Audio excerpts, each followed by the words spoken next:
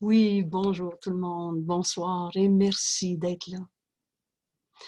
Merci de vous joindre au Christ qui nous a dicté mot à mot ce livre et qui nous enseigne cette autre manière de voir, cette vision du Christ qui est le don du Saint-Esprit. Le Saint-Esprit, c'est la voix de Dieu en nous. C'est la réponse que Dieu nous a donnée à l'instant même où on a cru à l'ego, à la séparation, à la douleur, à la souffrance. À l'instant même, Dieu nous a donné sa voix. Et c'est d'entendre le Saint-Esprit qui va nous permettre de comprendre, de faire nôtre cet enseignement de Jésus. Et ce soir, je vous invite à une leçon toute particulièrement importante.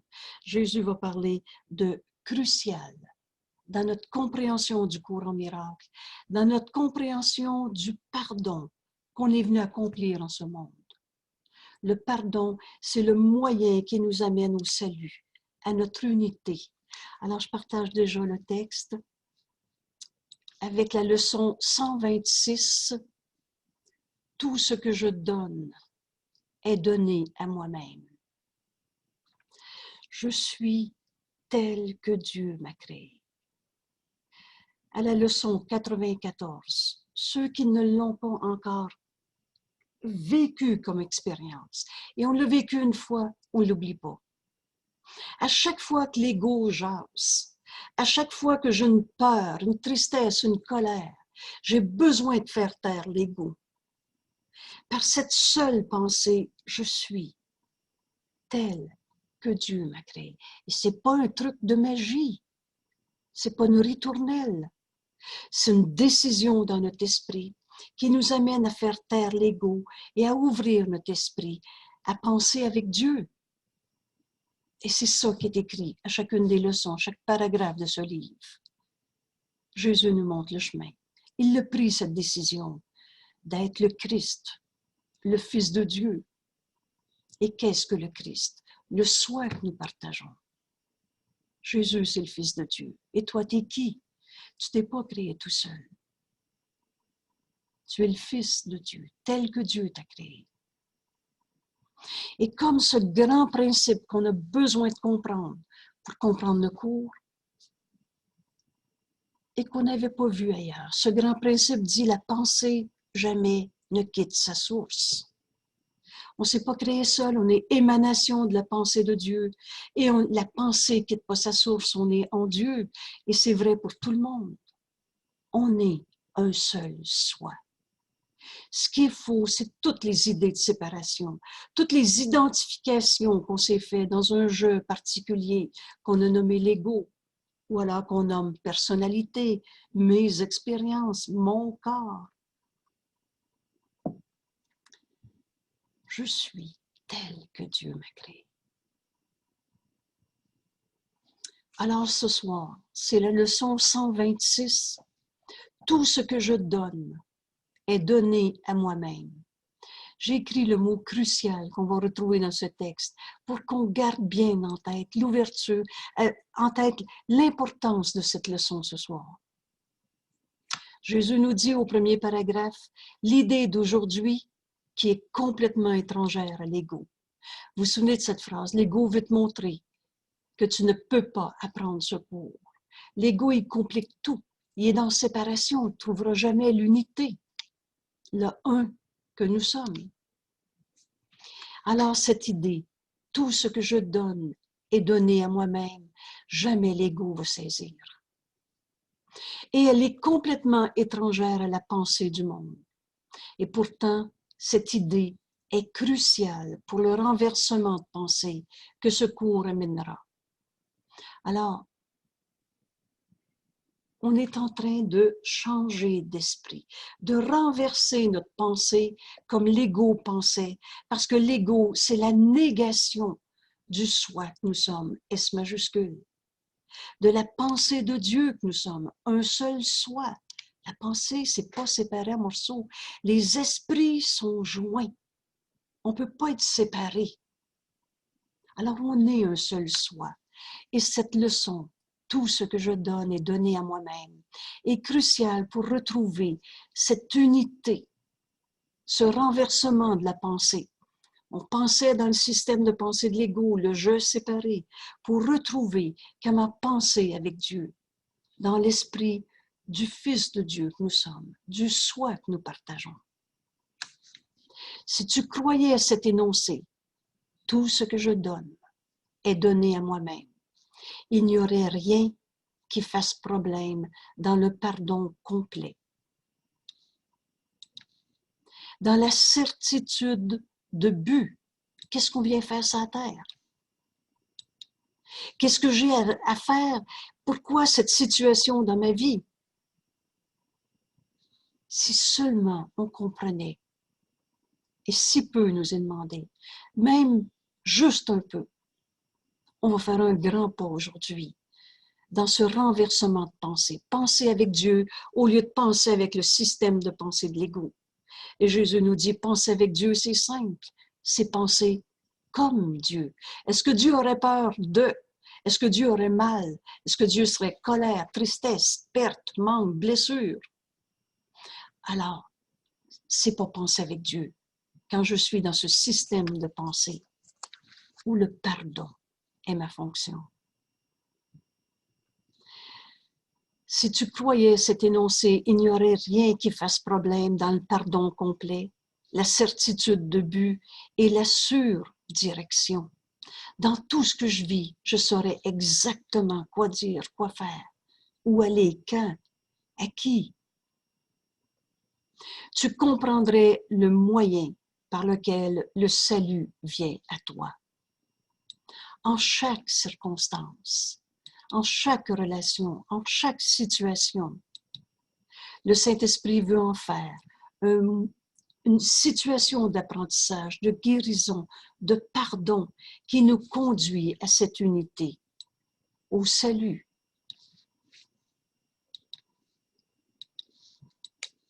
Et tu n'hésiterais pas à l'utiliser maintenant. On ne garderait plus de jugement, de condamnation dans notre esprit. Vous vous souvenez bien, chaque fois que tu n'es pas entièrement joyeux, c'est toujours parce que tu juges et condamnes un fils que Dieu a créé. Considérons ce que tu crois à la place de cette idée. Tout ce que je donne est donné à moi-même. Il te semble que les autres personnes sont à part de toi. C'est toi et c'est moi. Ton corps, mon corps. Ton histoire, tes croyances, mes croyances. Il te semble que la personne est à part de toi, capable de se conduire de certaines façons qui n'ont pas d'influence sur tes pensées et ni les tiennes sur les leurs.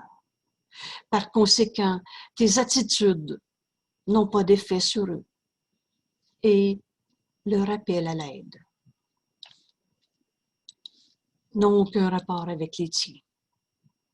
Chaque fois qu'un frère vit autre chose que de la paix et de la joie, parce que notre réalité est paix, unité. Dans le un, il n'y a pas d'opposé, il n'y a pas de bataille, il n'y a pas de conflit dans l'unité. Alors, à chaque fois que je ne suis pas dans cette paix, dans cette joie, qui est telle que Dieu nous a créés, alors on se fait un appel à l'aide. Mon frère se fait un appel à l'aide, me fait un appel à l'aide. De plus, tu penses qu'ils peuvent pécher sans affecter la perception que tu as de toi-même. Si un seul de nos frères est coupable, péché, si la culpabilité existe sur la terre, comment penses-tu que tu vas te voir toi-même? Tu vas te sentir coupable. Et c'est parce qu'on se sent coupable qu'on voit des coupables. Alors, on va finir par apprendre cette leçon cruciale, complètement étrangère à l'ego. Tout ce que je donne est donné à moi-même. Si je donne condamnation à mon frère, je me donne condamnation. Et vous vous souvenez bien, c'est toujours soi-même qui se crucifie. Mais si je donne à mon frère de voir sa sainteté, d'un appel à l'aide, d'un appel au réveil, je vais entendre en lui le Saint Fils de Dieu qui me dit, s'il te plaît, vois-toi au moins en ce moment le Fils de Dieu en moi. Tu vois bien que je ne le vois pas, moi je suis dans mon yin-yang de l'ego. Pourquoi ce petit dessin-là? L'instant d'après, regarde au-delà. De plus, tu penses qu'ils peuvent pécher, sans affecter la perception que tu as de toi-même, tandis que tu peux juger leur péché tout en restant à part de la condamnation et en paix. Si tu juges ton frère coupable, tu vas te donner culpabilité et tu ne seras pas en paix. Tu vas te penser attaqué, attaquant, blessé, victime. Et ici, on a besoin de réaliser qu'on a inventé toutes sortes de faux pardons, mais que pardonner le péché, pardonner la blessure, pardonner au coupable, c'est pas du pardon, c'est de la condamnation. Jésus nous dit, quand tu, entre guillemets, pardonnes un péché, le ça qui m'a fait, la blessure, il n'y a pas de gain pour toi directement. Tu n'es pas libéré de ta colère en y pardonnant ce qui t'a fait. Tu n'es pas libéré de l'idée que tu peux souffrir encore ou que tu as souffert dans le passé. Et si ta souffrance du passé est vraie, c'est certain que tu peux penser qu'il peut y avoir encore de la souffrance pour toi ou un autre. Alors, quand tu pardonnes un péché, il n'y a pas de gain pour toi directement. Tu fais la charité à quelqu'un d'indigne. Pauvre de lui, je vais y pardonner d'abord. Simplement pour faire ressortir que tu es meilleur, sur un plan supérieur à celui à qui tu pardonnes. Il n'a pas mérité ta tolérance charitable accordée à quelqu'un qui est indigne de ce don, parce que ses péchés, tu le juges coupable, condamnable, parce que ses péchés l'ont rabaissé au-dessus d'une véritable égalité avec toi. Je suis tel que Dieu m'a créé. Et Dieu n'a pas fait de défaut de fabrication. C'est donc vrai pour chacun de nos frères.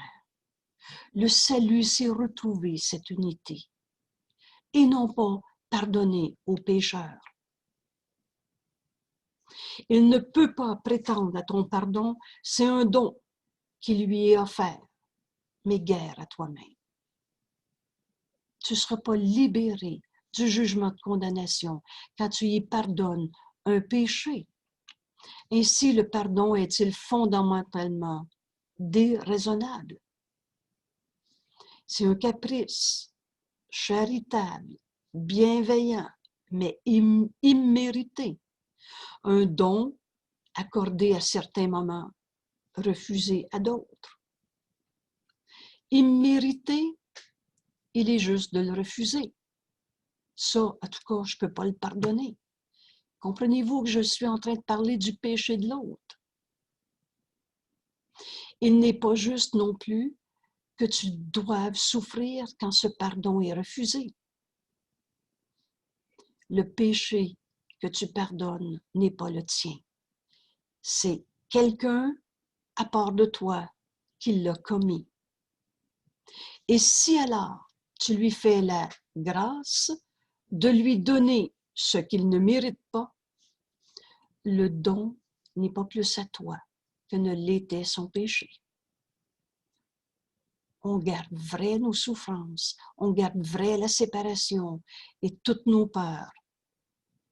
Si cela est vrai, le pardon n'a pas de base sûre et fiable sur laquelle reposer.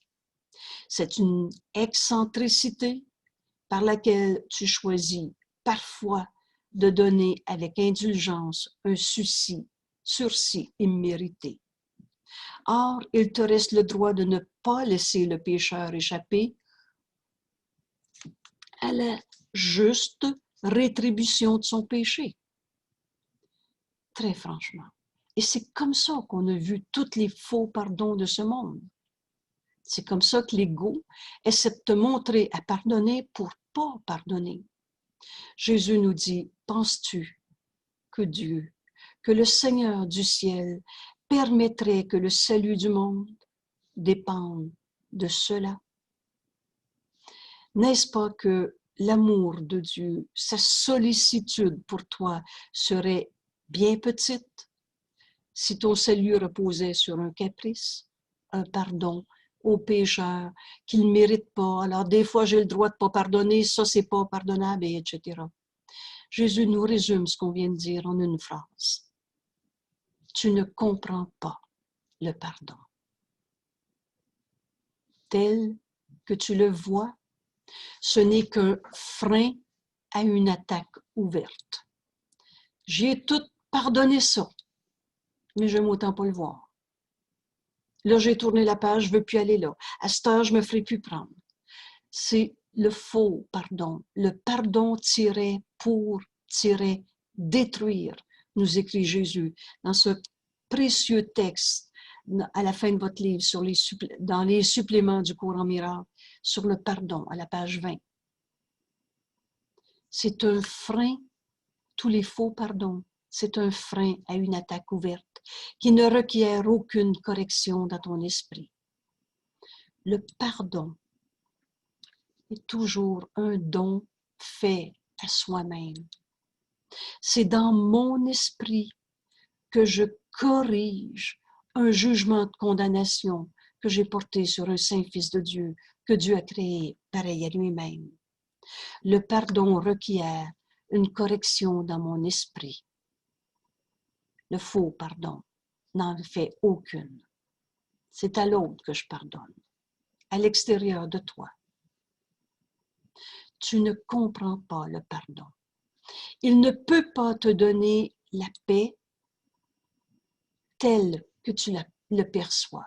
Le faux pardon nous garde sur le champ de bataille, en train de se demander si ça va recommencer, etc. Tous ces faux pardons, ils ne constituent pas le moyen de te délivrer de ce que tu vois chez quelqu'un d'autre que toi. On garde la séparation. C'est l'autre le coupable. C'est l'autre qui a fait ça. Il n'a pas le pouvoir de rétablir ton unité avec l'autre. Alors que le pardon, c'est le défaire de l'idée même de la séparation, retrouver notre unité, le salut. C'est impossible de se pardonner à soi-même sans demander au Saint-Esprit de nous enseigner comment ce pardon doit s'accomplir. Jésus dit, n'essaie pas de te pardonner toi-même sans me demander de l'aide. Tous ces faux pardons ne conduiront jamais à cette unité, au salut, à cette paix qui a toujours été en nous. Les faux pardons n'ont pas le pouvoir de rétablir ton unité avec cet autre dans ta conscience. Il n'est pas ce que Dieu avait l'intention qu'il soit pour toi.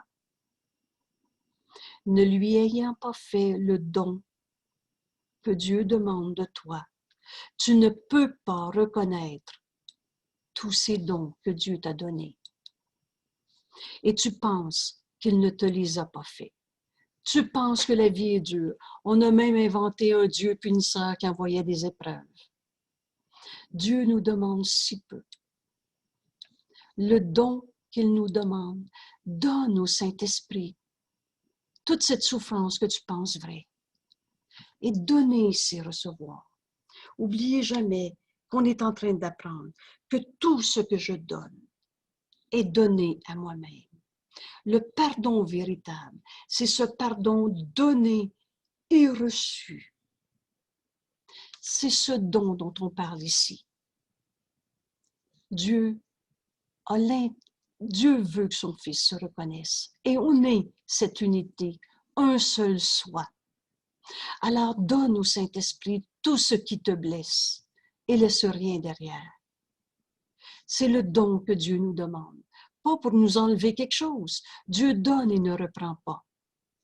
Mais parce que si tu lui donnes tout ce que tu perçois comme souffrance, comme séparation, tu vas entendre le Saint-Esprit t'enseigner cette correction dans ton esprit, cette manière de voir erronée à partir du jeu égo, coupable, souffrant qu'on s'est fabriqué.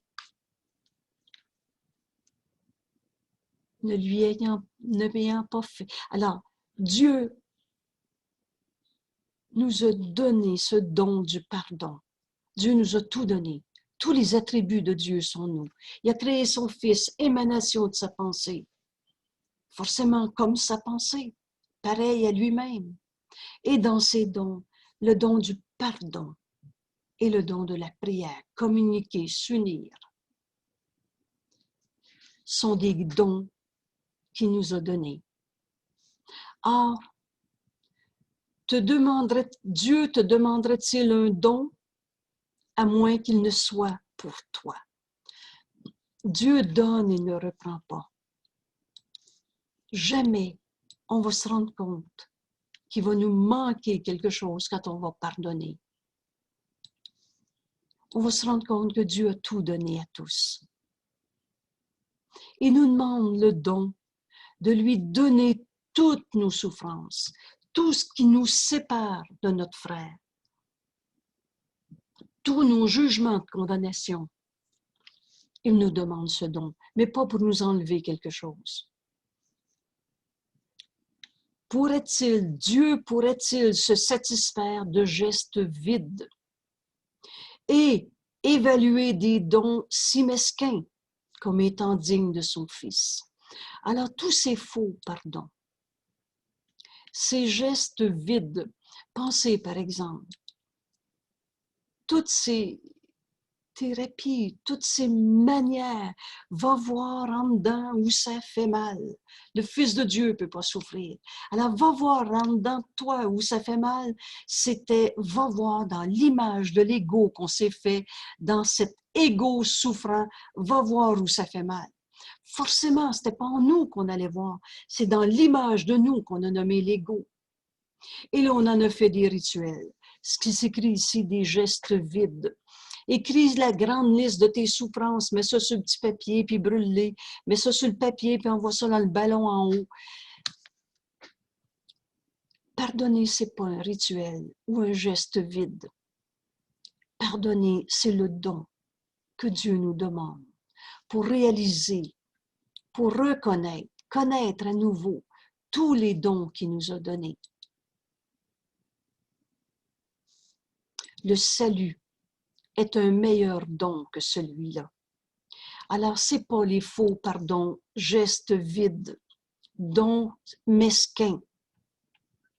Jésus va nous dire, demande-moi comment ce pardon doit s'accomplir. Ce pardon, c'est un accomplissement. Et ça ne sera pas un vain rituel. Le Saint-Esprit nous guide mot à mot. Quoi dire, quand, où, à qui. Le véritable pardon comme moyen par lequel le salut est atteint doit guérir l'esprit qui donne. Car donner, c'est recevoir. Tu veux savoir si tu as pardonné? Il ne te reste que des pensées d'amour du passé. Tu es dans cet esprit guéri. L'esprit guéri s'écrit aussi l'esprit du Christ, l'esprit du miracle, l'esprit de la guérison, l'esprit du pardon, l'esprit du Christ, autant de synonymes. Alors le véritable pardon, par lequel qui est le moyen pour atteindre le salut, doit guérir ton esprit qui croit à la blessure, à la culpabilité, au péché, à la séparation, qui donne. Parce que donner le pardon et le recevoir ne font qu'un.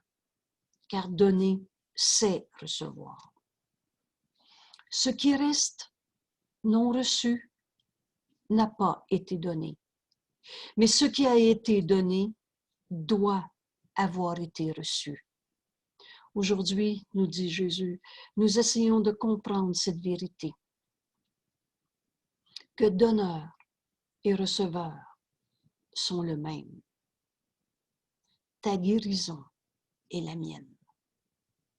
J'ai toujours été infiniment reconnaissante d'avoir entendu le Saint-Esprit. C'était une de nos toutes premières réunions.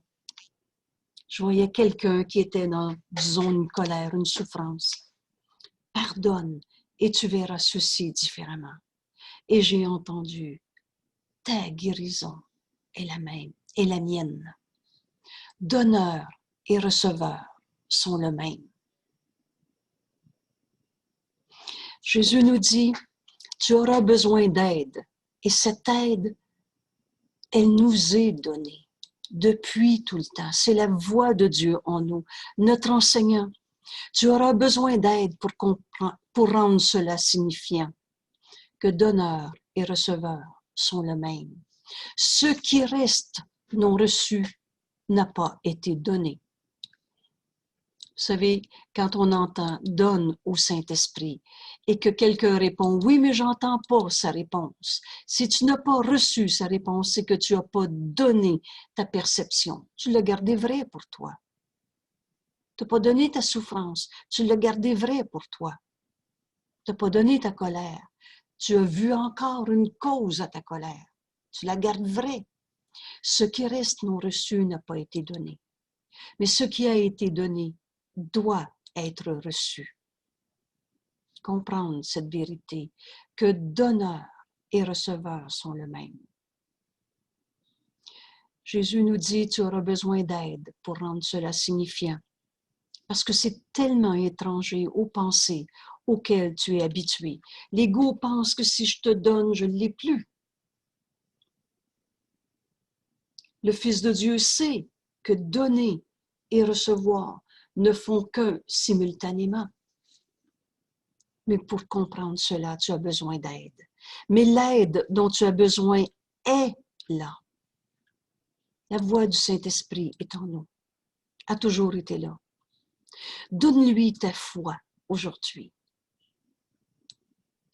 Vous vous souvenez, ce précieux texte sur guérison et foi. Quelqu'un me disait aujourd'hui, je ne dois pas avoir assez de foi. La foi, ça ne grandit pas. Tu as la foi ou tu es dans l'absence de foi. On rêve nos histoires ou on se réveille. On est dans la réalité ou on garde vrai des illusions. Mais l'aide dont tu as besoin est là. Alors donne-lui ta foi aujourd'hui. On s'arrête et on demande à entendre la voix du Saint-Esprit en nous, nous enseigner que donneur et receveur sont le même. Et demande-lui de partager ta pratique de la vérité aujourd'hui. Faire nos leçons, pour prendre cette expression qu'on utilise entre nous. Jésus nomme ça ici une pratique de la vérité. Demande au Saint-Esprit de t'enseigner, de partager avec toi cette pratique de la vérité. Si peu nous est demandé dans ce cours, pour tant donner. Jésus nous dit ici, si tu ne saisis qu'une toute petite lueur de la délivrance qui réside dans l'idée à laquelle nous nous exerçons aujourd'hui, tout ce que je donne est donné à moi-même. Donneur et receveur sont les mêmes.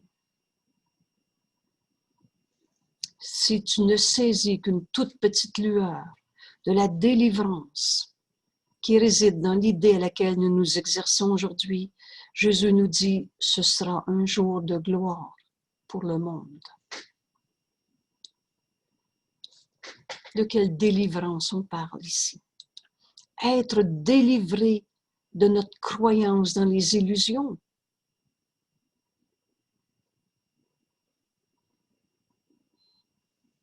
Alors, la méthode de travail. Jésus nous la décrit toujours. Aujourd'hui, donne 15 minutes, 2 fois aujourd'hui, pour tenter de comprendre l'idée du jour. Et ce 15 minutes, là en ce moment, on est en enregistrement. Vous allez réécouter l'audio de ce vidéo et prenez-les, ce 15 minutes, pour laisser le Saint-Esprit nous enseigner cette leçon, ce que je donne, et donner à moi-même. C'est par cette pensée que le pardon prend sa juste place dans tes priorités. On est venu sur la terre pour pardonner. Quelle que soit la circonstance, la relation, la situation dans laquelle je suis, si ce n'est pas de la paix et de la joie, c'est un pardon qui a besoin de s'accomplir en moi. C'est la pensée qui délivrera ton esprit, qui était enchaîné à nos croyances du passé, à notre croyance dans le péché, dans la culpabilité, dans le mal. C'est la pensée qui délivrera ton esprit de chaque barrière à ce que signifie le pardon. Tout ce que je donne est donné à moi-même et te permettra de te rendre compte de la valeur que le pardon a pour toi. Alors, en silence, ferme les yeux sur le monde. Souvent, à plusieurs reprises, dans nos leçons, Jésus va nous dire, ferme les yeux, cesse de voir le monde comme tu le voyais.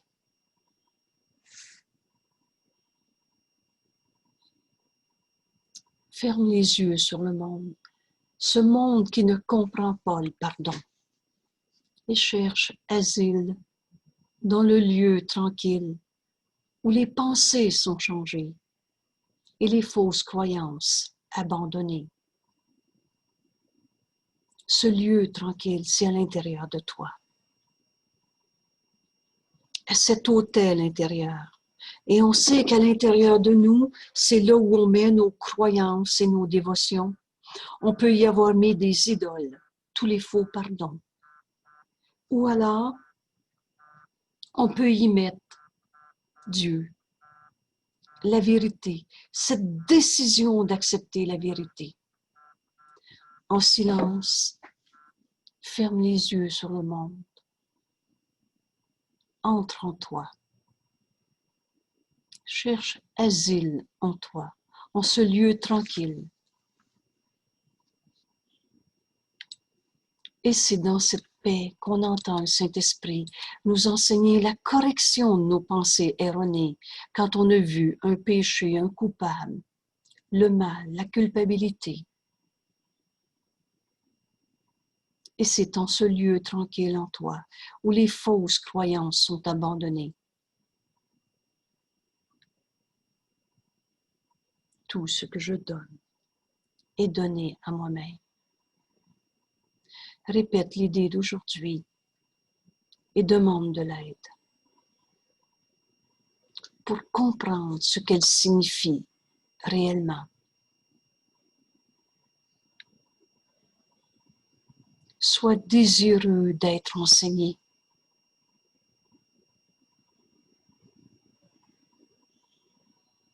Tout ce que je donne est donné à moi-même. Réjouis-toi d'entendre la voix de la vérité. Vous reconnaissez la voix du Saint-Esprit? La vérité a besoin de nous être révélée. Et c'est par la voix de Dieu en nous, le Saint-Esprit, qui se nomme ici la voix de la vérité et de la guérison. Le Saint-Esprit est l'idée de la guérison pour sortir d'une peur, d'une souffrance, d'une culpabilité.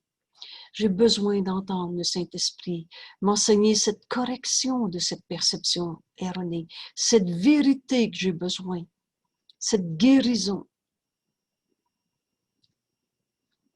Sois désireux d'être enseigné. Saint-Esprit ne peut pas nous parler et réinterpréter une peur, une culpabilité, la vision du mal, du péché, sans qu'on la lui ait donnée. Cette vision, cette croyance erronée dans la peur, la culpabilité. Réjouis-toi d'entendre la voix de la vérité et de la guérison te parler. Et Jésus nous dit, tu comprendras les paroles qu'il te dit. Et tu reconnaîtras que ce sont tes paroles qu'il te dit. N'oubliez jamais que le Saint-Esprit est à la fois dans l'Esprit de Dieu et dans ton esprit. Il parle à la fois pour Dieu et pour toi. Aussi souvent que tu le peux, rappelle-toi que tu as un but aujourd'hui. Un but qui donne une valeur particulière à ce jour, pour toi-même et pour tous tes frères. Tout ce que je donne est donné à moi-même. Si j'accepte la vérité, je l'accepte pour tous mes frères. Ne laisse pas ton esprit oublier ce but longtemps, mais dis-toi, tout ce que je donne est donné à moi-même. L'aide dont j'ai besoin pour apprendre que cela est vrai est avec moi maintenant.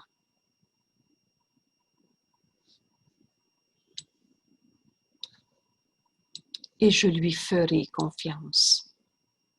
Pour entendre le Saint-Esprit, c'est tout simplement décider de l'entendre, de lui faire confiance, plutôt que de laisser l'ego jaser et revenir dans notre tournage en rond à travers le péché et la culpabilité.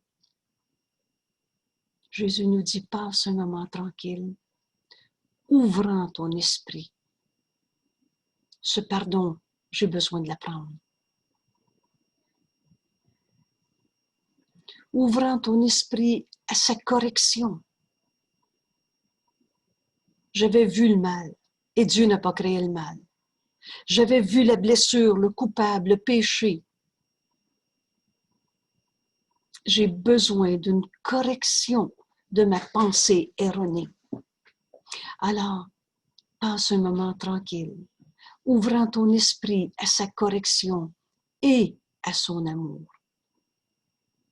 Et ce que tu entendras du Saint-Esprit, de lui, ton enseignant, tu le croiras. Car ce qu'il donne sera reçu par toi.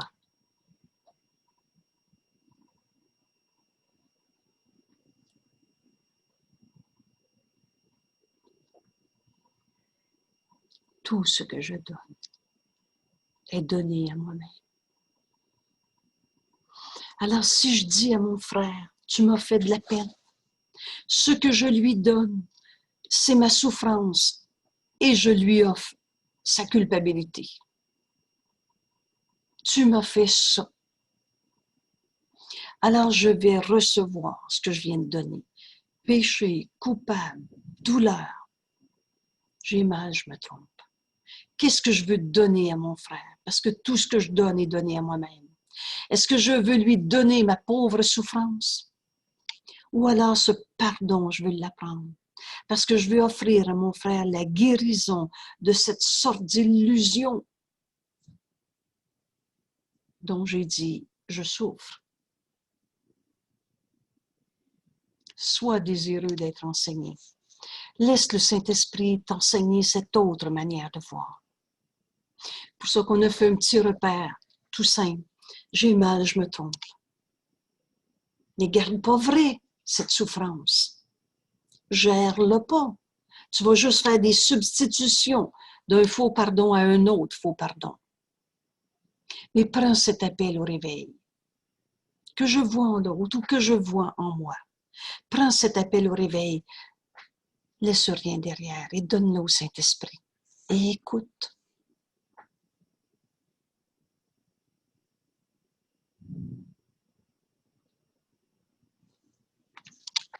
Jamais le Saint-Esprit va te répondre, je ne te réponds pas. Jamais il va dire, ton problème est trop gros, là, je ne peux plus t'aider. Sois juste désireux d'être enseigné. Ce pardon, je vais l'apprendre. Et réjouis-toi d'entendre la voix de la vérité et de la guérison te parler. Et tu comprendras. Aussi souvent que tu le peux, rappelle-toi ce but aujourd'hui. Je veux apprendre que tout ce que je donne est donné à moi-même.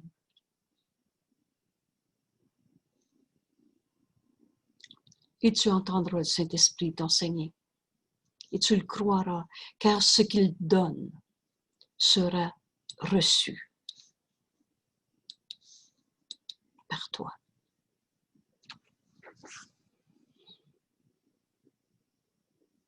Je vous invite vraiment à expérimenter cette leçon. Jésus nous dit une pensée cruciale. On ne passera pas à côté.